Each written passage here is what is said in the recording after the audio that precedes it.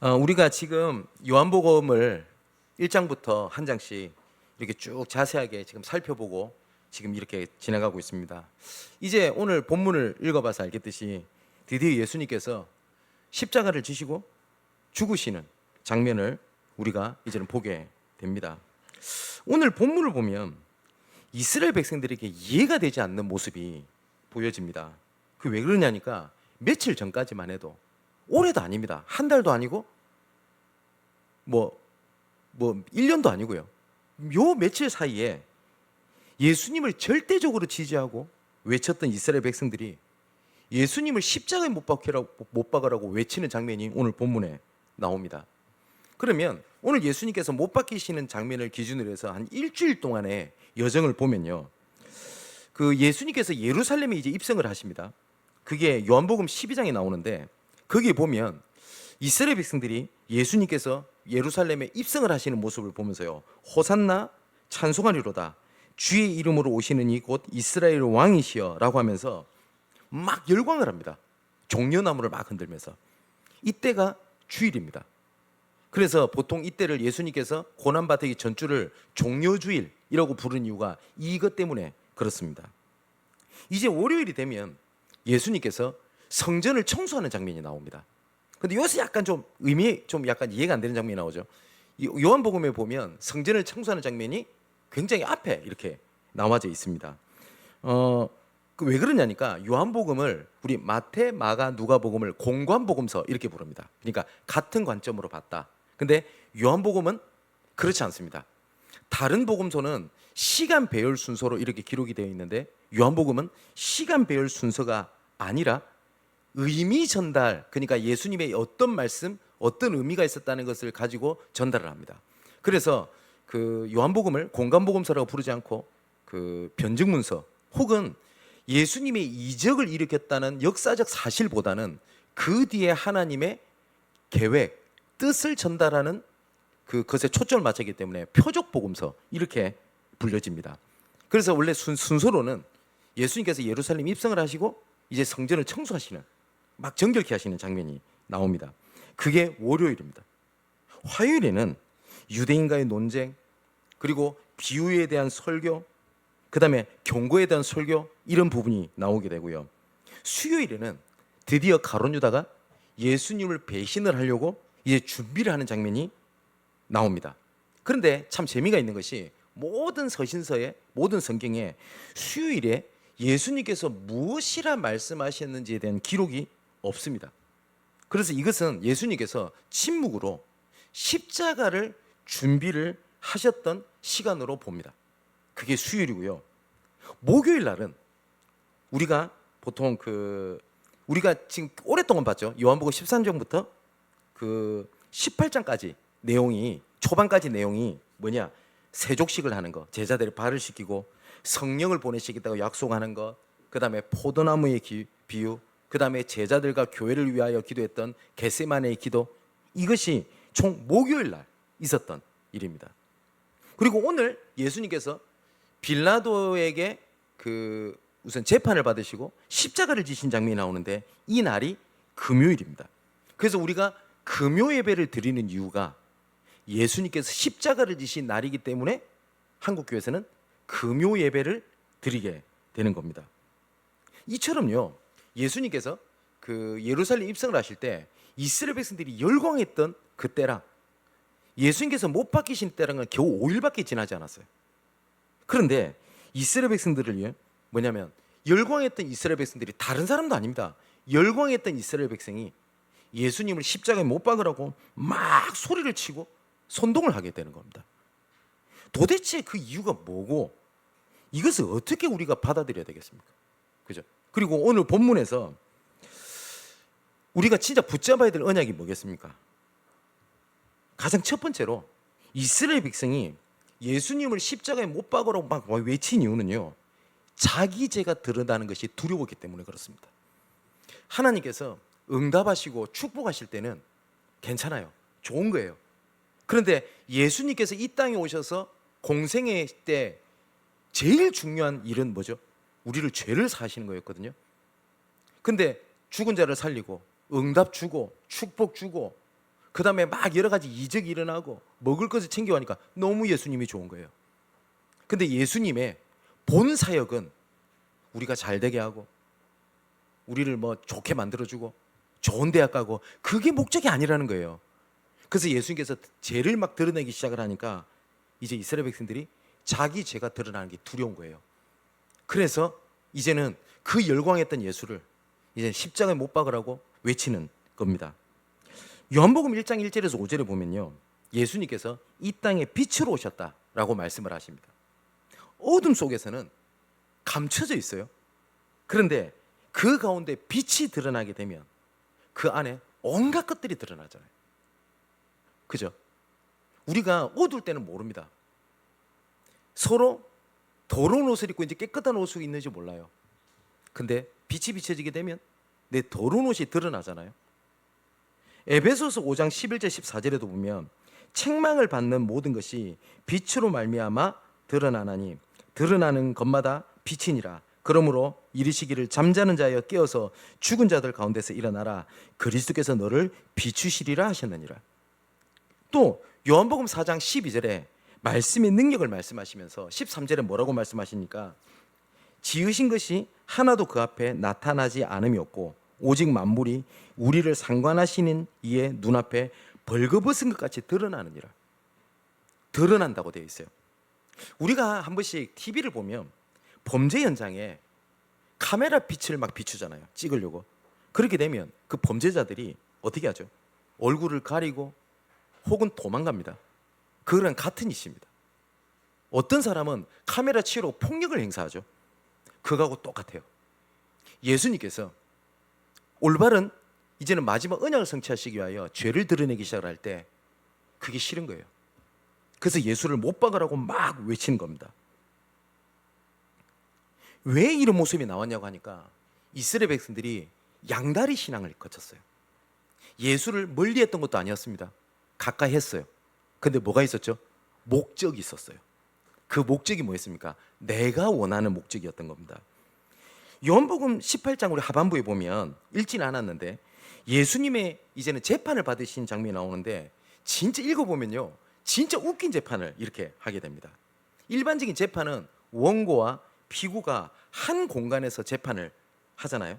근데 예수님의 재판은요, 너무 불법적인 재판이었어요. 왜냐니까 원고는 밖에 있고 피고 예수님은 안에 있었어요. 그 왜냐니까 그러다 보니까 재판장인 빌라도가요, 안에 들어갔다가 밖에 나왔다가 이러면서 재판을 하게 되는 겁니다. 그 왜냐니까 유대인들은 이방인의 재판장에 들어가면 더럽혀진다 라는 인식이 있었습니다. 유대인들은 이방인들과 함께 하지 않거든요. 그래서 그래서 요한복음 18장 28절에 보니까 그렇게 나와요. 이방인들의 재판장에 들어가면 우리는 더럽힘을 당하기 때문에 우리는 더럽혀질 수 없다. 웃기죠? 그러면서 예수님 재판이 너무 이상한 재판으로 흘러가게 됩니다. 그래서 요한복음 18장에 보니까 29절에 빌라도가 밖으로 나가서 그들에게 말하되, 또 33절에 보니까 빌라도가 다시 관정에 들어가 예수를 불러 이르되, 왔다 갔다 하는 겁니다. 재판장이. 이 모습은 빌라도의 모습뿐만 아니라 이스라엘 백성의 모습을 상징적으로 보여준 장면입니다. 세상과 복음 사이를 왔다 갔다 하는 것은 언젠가는 복음서로 들어오는 게 아니라요, 결국은 세상의 죄악에 완전히 빠지게 된다는 것을 우리에게 말씀해 주고 계시는 겁니다. 양다리 신앙은 언젠가는 무너집니다. 그런데 이스라엘 백성들은 예수를 믿었어요. 어떻게 믿었냐? 양다리 신앙을 했어요. 제가 매번 말씀드리죠. 이스라엘 백성은 하나님을 버린 적이 없어요. 하나님도 믿고 우상도 믿었어요. 굳이 따지자면 하나님을 더 믿었을 거라고 봅니다. 그렇기 때문에 하나님을 버린 적이 없다고 당당히 얘기하겠지만요. 근데 결국은 이스라엘 백성은 그 양다리 신앙에서 결국 어디로 빠지게 되죠? 우상 숭배로 빠졌다는 겁니다. 이스라엘 백성들이 양다리 신앙을 계속 이렇게 하고 있었어요. 빌라도는 요한복음 18장 38절에 보면요, 빌라도가 이르되 진리가 뭐냐라고 예수님께 질문하는 장면이 나옵니다. 그러면서 갈팡질팡하는 모습을 보여요. 이것이 제가 주석을 찾아봤는데 예수님께 네가 진리냐? 비아냥거리는 모습일 수도 있고요. 조금이나마 진리가 뭘까라고 예수님께 질문하는 모습이었을 수도 있습니다. 근데 분명한 것은 이 빌라도가 세상과 복음 사이에 양다리를 걸치고 있었고, 결국은 어떻게 되죠? 세상에 서서 예수 그리스도를 십자가에 못 내어주는 일을 하게 되었다는 겁니다. 오늘 본문에 보면요, 이 빌라도가 그 유대인과 이런 제사장들보다는 예수님에 대하여 굉장히 동정심을 가지고 있었던 건 확실합니다.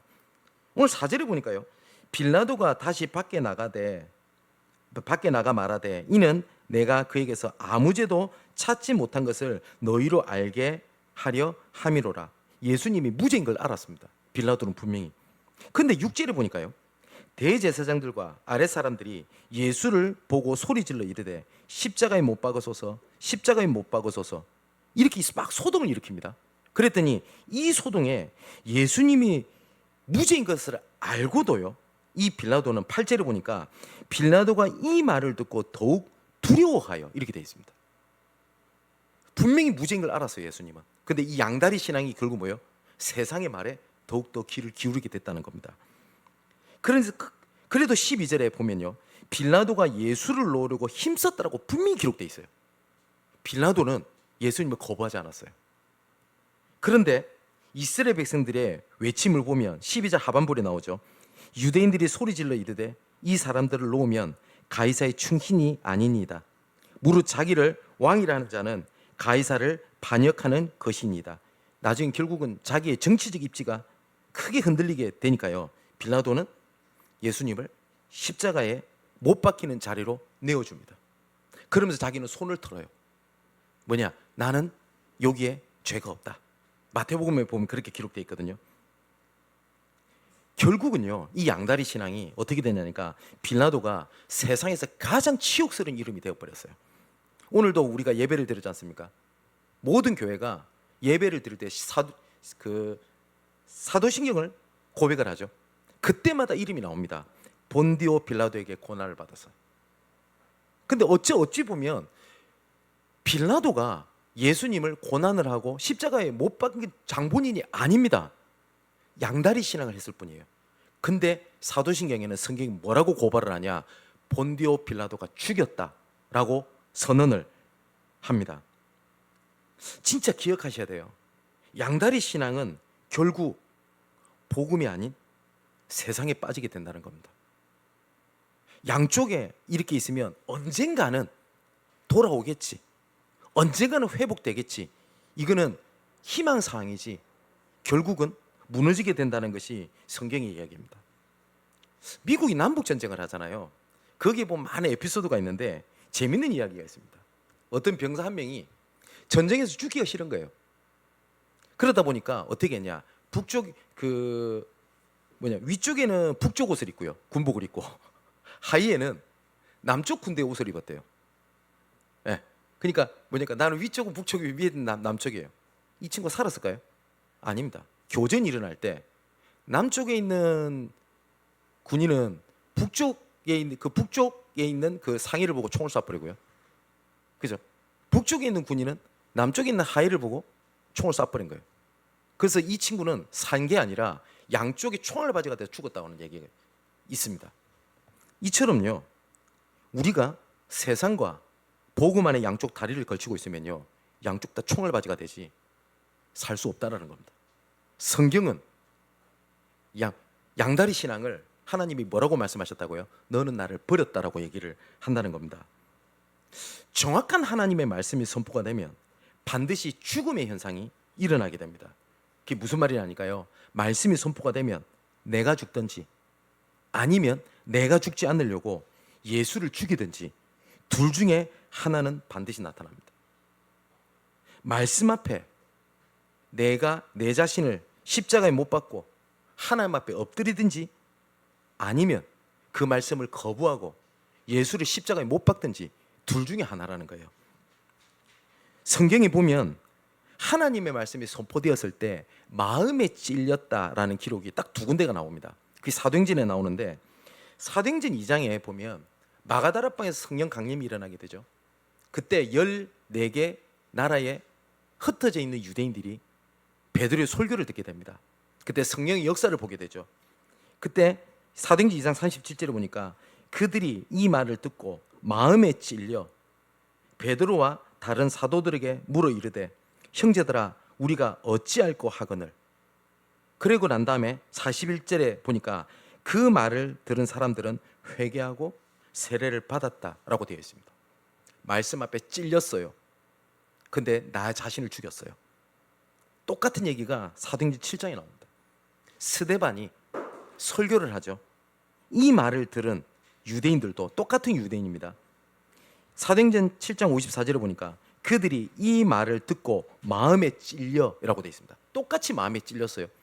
그런데 반응이 뭐라고 되어 있냐? 그를 향하여 이를 갈았다라고 되어 있습니다.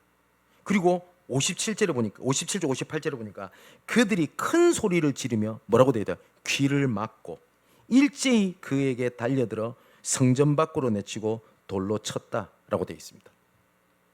하나님의 말씀은 내 자신, 내 생각, 내 자아, 내 방법을 죽이라고 하는 하나님의 사인이고 그의 능력입니다.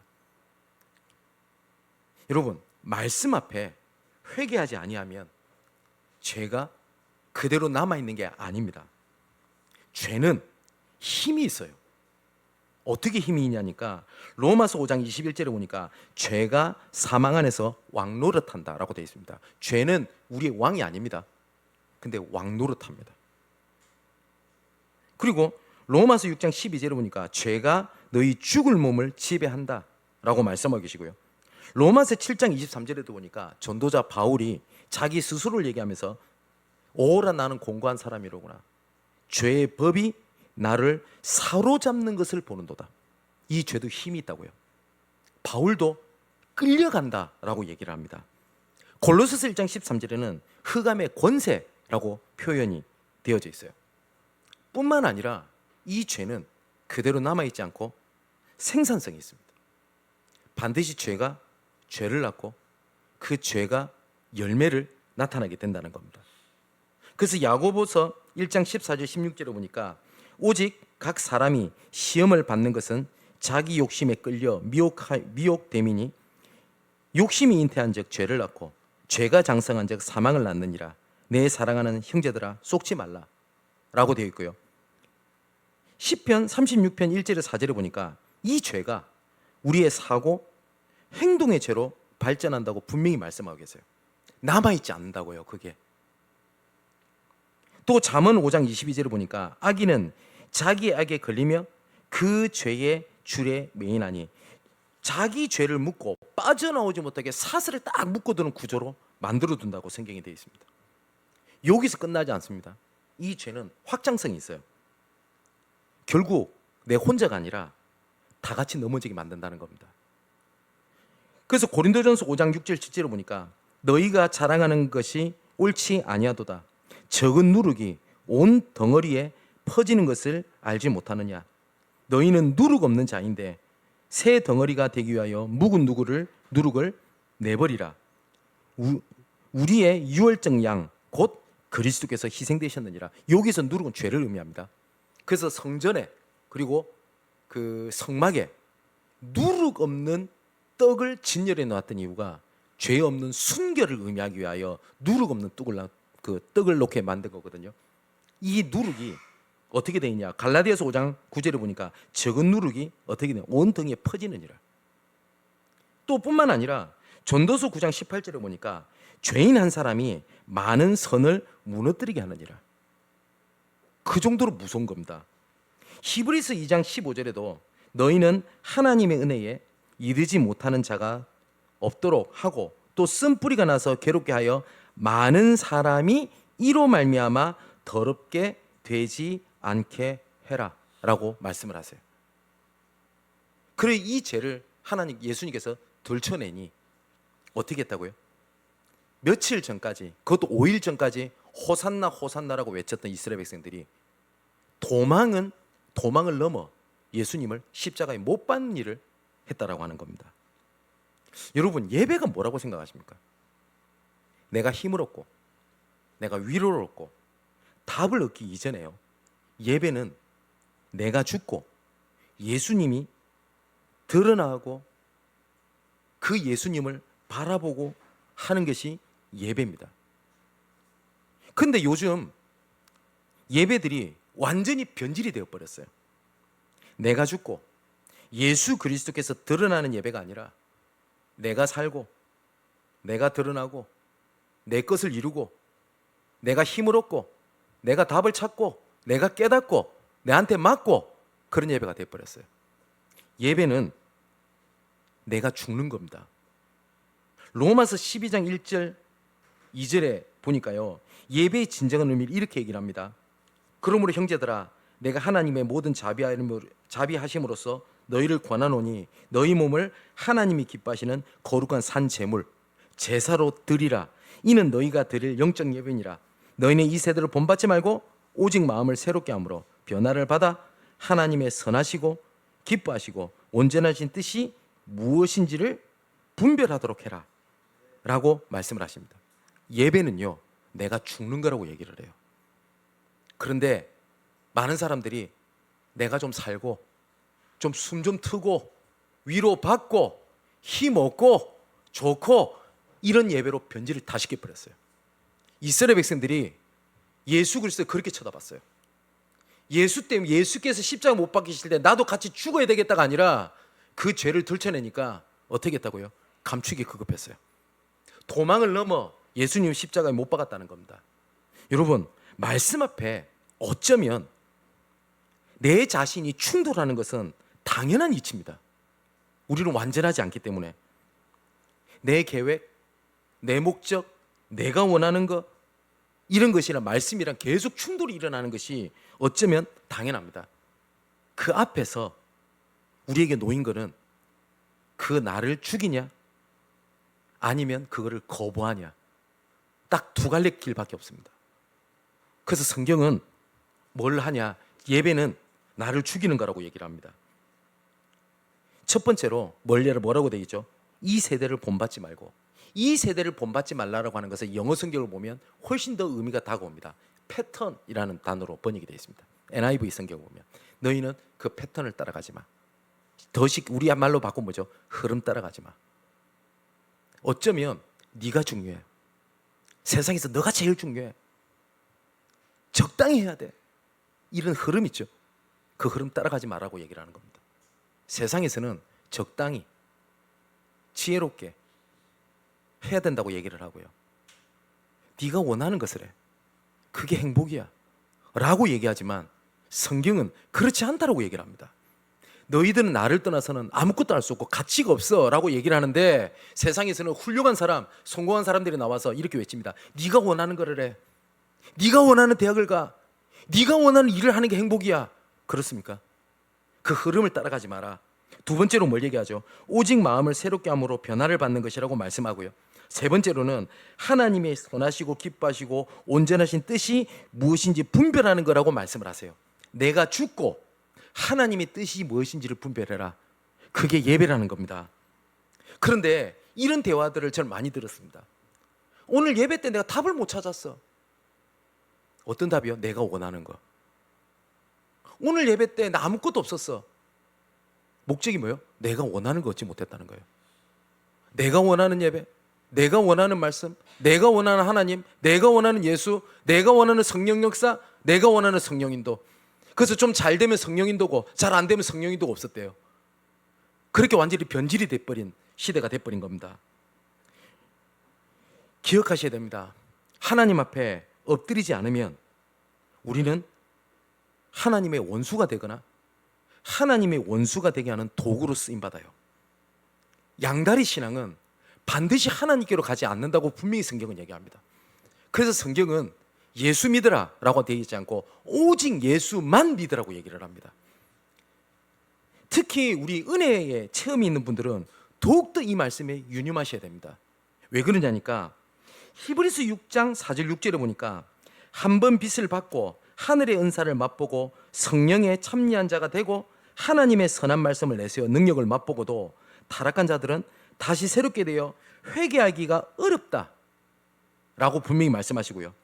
베드로후서 2장 20절 21절에도 만일 그들이 우리 주 대신 구주 예수 그리스도를 알므로 세상의 더러움을 피한 후에 다시 그 중에 얽매이고 지면 나중 형편은 처음보다 더 심하리니 의의 도를 안 후에 받은 거룩한 명령을 저버리는 것보다 알지 못하는 것이 도리어 그들에게 나으니라. 여러분 그렇지 않습니까? 내가 한때 뜨거웠습니다. 한때 내 현장도 다녔어요. 한때 훈련도 다녔고요. 신한 경력이 몇 년이에요. 근데 지금은요.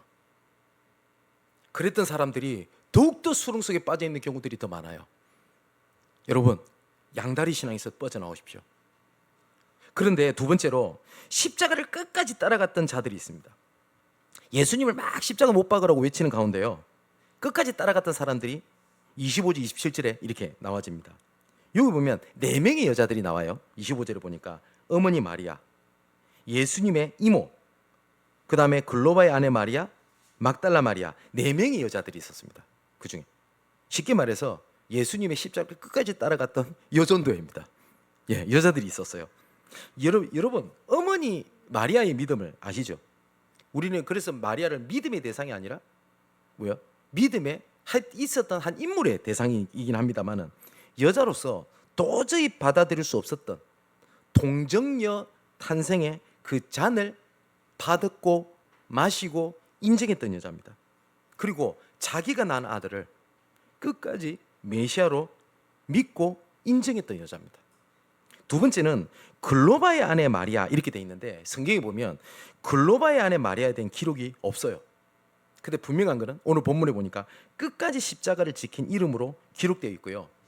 많은 여러 가지 학자들 전성들에 보면 엠마오로 가던 두 제자 있죠. 그 두 제자 중에 한 명 혹은 그 두 제자 중에 한 명의 아내로 봅니다. 이 글로바의 아내라고 할 때. 세 번째는 여러분 잘 알다시피 그 막달라 마리아가 나오죠. 이 막달라 마리아는 누가복음 8장에 보니까 7 귀신이 들렸다가 예수님을 만나면서 치유를 받게 되고, 그 다음에 예수님의 발에 향유를 붓고 예수님을 믿음을 끝까지 지켰던 자입니다. 그리고 이 막달라 마리아는 우리 다음 주에 보겠습니다만은 예수님의 부활을 첫 번째 목격했던 사람이기도 합니다.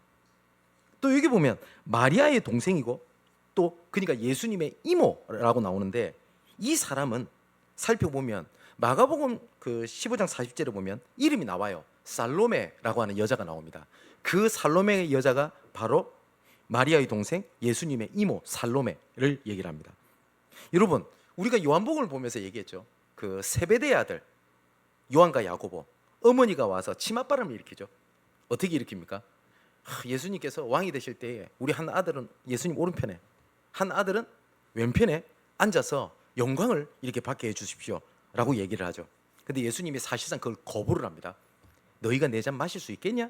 라고 얘기를 합니다. 거부하셨어요. 그러면 섭섭하고 삐졌을 수도 있어요. 그죠? 근데 그 살로메는 예수님의 십자가를 끝까지 따라갑니다. 그 아들 중에 한 사람은 야고보죠. 그 야고보가 예수님의 제자 중에 첫 번째 순교자로 하나님께 영광 돌린 사람이고, 두 번째 아들인 요한이 오늘 요한복음의 저자입니다. 그런데 요한복음 19장 30절에 보면 예수님께서 우리가 잘 알다시피 십자가에서 선언한 장면이 나옵니다. 다 이루었다. 이렇게 선언하신 것을 유일하게 성경에 기록되어 있는 데가 요한복음 19장 30절입니다. 이게 무슨 말이에요? 요한만 예수님의 십자가를 끝까지 지켰습니다. 요한만. 다 도망갔어요. 베드로까지. 그러다 보니까 다른 서신서에 예수님께서 십자가에서 이렇게 외치신 것이 어떻게 기록되어 있냐니까 마태복음 27장 50절에 보니까요, 예수께서 다시 크게 소리를 지르셨다. 뭐라고 소리 질렀는지를 기록되어 있잖아요. 왜냐? 못 들었으니까요. 또 마가복음 15장 37절에 보니까 예수께서 큰 소리를 지르시고, 누가복음에도 23장 46절에 예수께서 큰 소리로 불러 이르시되 라고 기록되어 있지 뭐라고 선언하셨는지는 기록되어 있지 않습니다. 근데 요한만 끝까지 십자가를 따라갔어요. 그래서 어찌 보면 제일 중요한 선언을 듣고 보고 기록했던 사람이 요한입니다. 뭐라고요? 다 이루었다. 내가 모든 문제를 끝냈다, 내가 완성했다, 내가 다 이루었다 라고 그 말을 들었던, 끝까지 십자가를 따라갔던 제자는 요한밖에 없습니다. 여러분, 예수님을 따르면 많은 걸 얻을 수가 있어요. 그런데 그 은혜의 모든 목적은 십자가를 끝까지 따라가라고 주신 과정이지 그 은혜가 목적이 아니라는 겁니다. 은혜는 십자가를 끝까지 따라가게 하시려는 하나님의 과정이지 목적이 아닙니다. 그렇다면 은혜 받아야지, 답을 얻어야지, 그건 과정이지 예배의 목적이 아니라는 겁니다. 여러분, 하나님의 자녀가 아까 말씀드렸듯이 오직이 되지 않으면 결국은 죄악에 빠지게 된다. 두 번째, 끝까지 십자가를 따라갔던 여자들과 요한에 대한 얘기를 나눴습니다. 이제 마지막으로 결론을 이제는 이야기를 하려고 합니다. 오늘 본문의 6절에 보니까 예수를 보고 소리질러 이르되 십자가에 못 박으소서, 못 박으소서 이렇게 외쳐요. 15절에도 그들이 소리 지르되 없이 하소서, 없이 하소서, 그를 십자가에 못 박게 하소서라고 막 외칩니다. 자, 그럴 리가 없겠지만 저와 여러분이 지금 타임머신을 타고 이때로 딱 돌아갔다고 생각합시다. 딱 이때로 돌아갔어요. 빌라도가 묻습니다. 예수를 죽일래? 아니면 이 강도를 죽일래? 십자가가 세 개가 딱 못 박히기 직전입니다.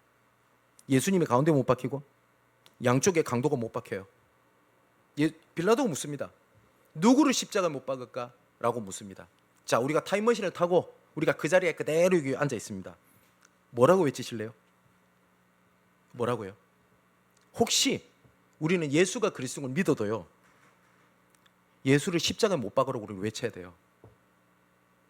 아니 목사님, 저는 그럴 진짜 사람이 아닌데요. 아니요, 외쳐야 돼요.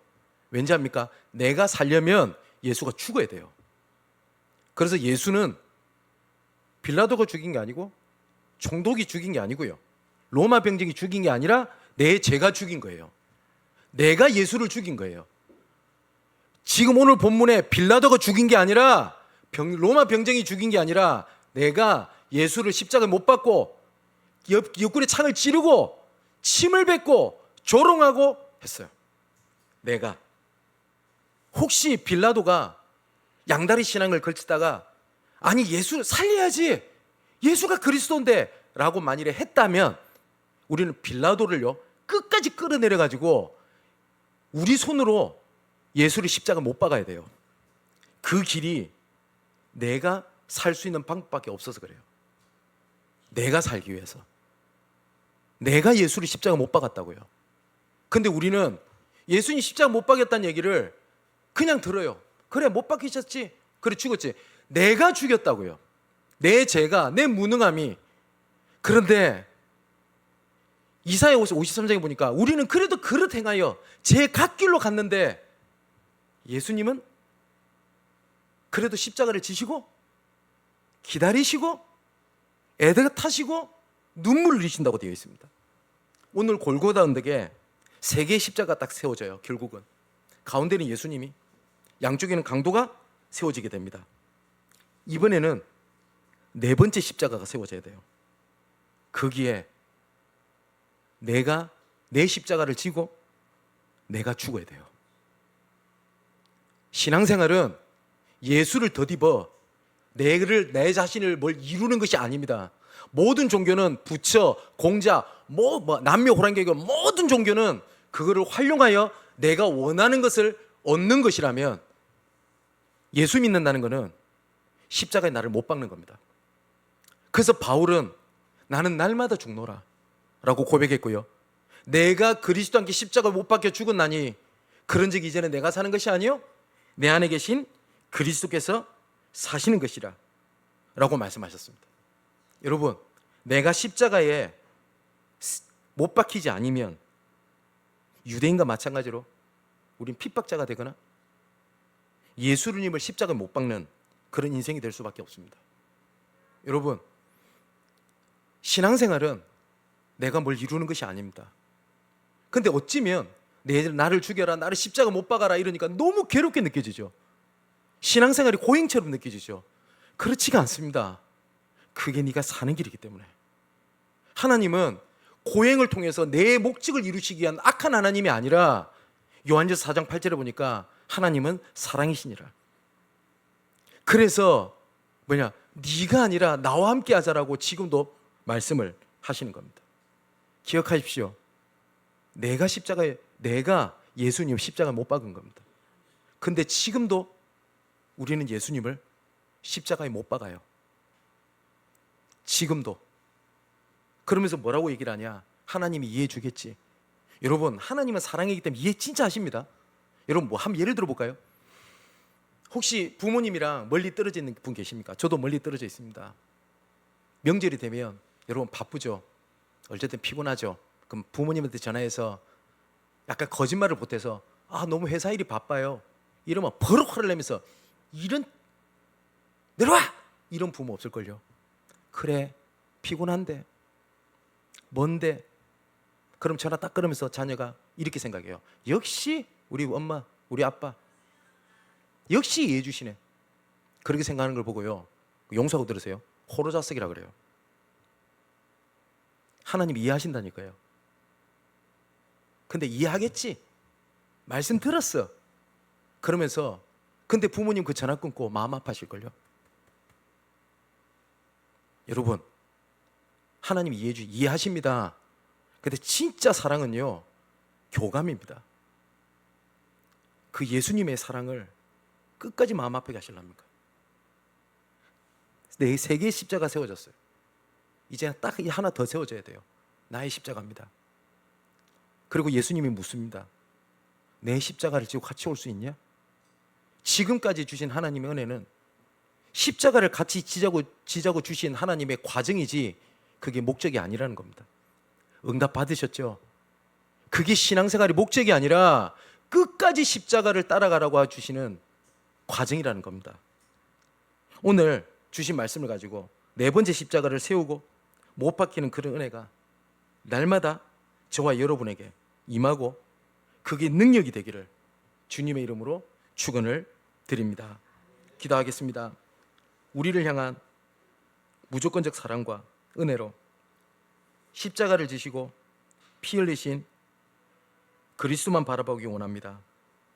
오늘 예배가 나의 죄악과 생각, 계획, 목적을 십자가에 못 박는 진정한 예배가 되게 하옵소서.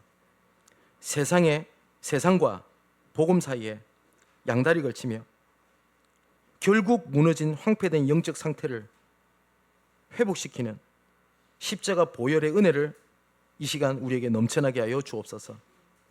더 이상 예수님을 십자가에 못 박는 죄악과 불신앙의 흐름과 자리에서 나와 십자가를 끝까지 따라가는 제자로 세우시기 위하여 지금까지 기다리시는 주의 사랑에 화답하게 하여 주옵소서.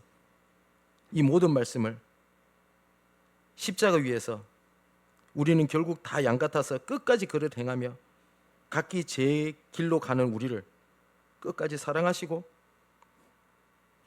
기다리시고 우리를 축복하신 예수 그리스도 이름으로 기도하옵나이다. 아멘.